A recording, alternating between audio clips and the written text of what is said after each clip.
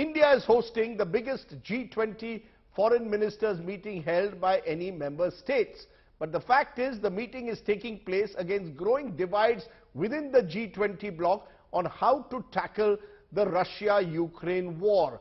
Will India be able to navigate this as well as be able to actually have a voice of its own on that big issue? Ukraine is looming large. It's our top story tonight.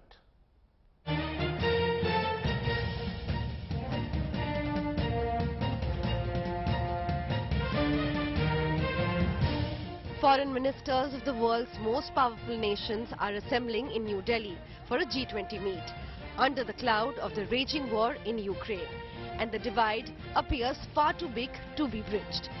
At one end of the table are the Western nations led by the US, and at the other end, Russia backed by China. The hosts, India, will be walking the tightrope. What will be on Foreign Minister S. Jaishankar's mind is the failure at the G20 finance ministers meet in Bengaluru recently, when the group could not agree on a joint communique.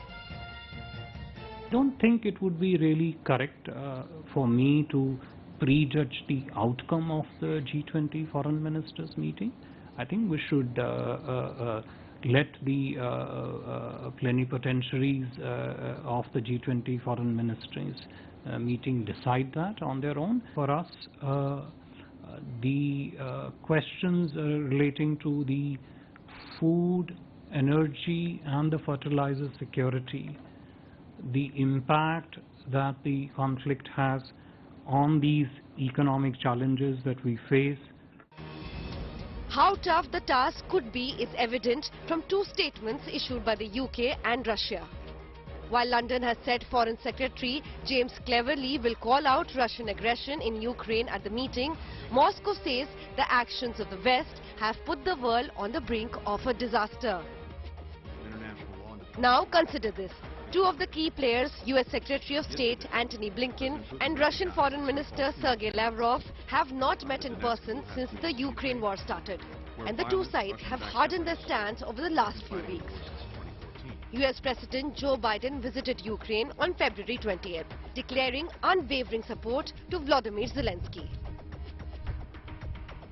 And just today, that announcement includes artillery ammunition for HIMARS and howitzers, more javelins, anti-armor systems, air surveillance radars to help protect Ukrainian people from aerial bombardments. Later this week, we will announce additional sanctions against elites and companies that are trying to evade sanctions and backfill Russia's war machine. Russian President Vladimir Putin hit back with a nuclear threat. When all the leading NATO countries have declared their main goal as inflicting a strategic defeat on us, make our people suffer, as they say, how can we ignore their nuclear capabilities in these conditions? Especially as they are sending tens of billions of dollars in weapons to Ukraine. And this is participation to a certain extent. The meet is also important for another reason. Jaishankar will be holding a bilateral meeting with his Chinese counterpart, Qin Gang, where the two will also take up the boundary dispute. With Geeta Mohan, Bureau Report, India Today.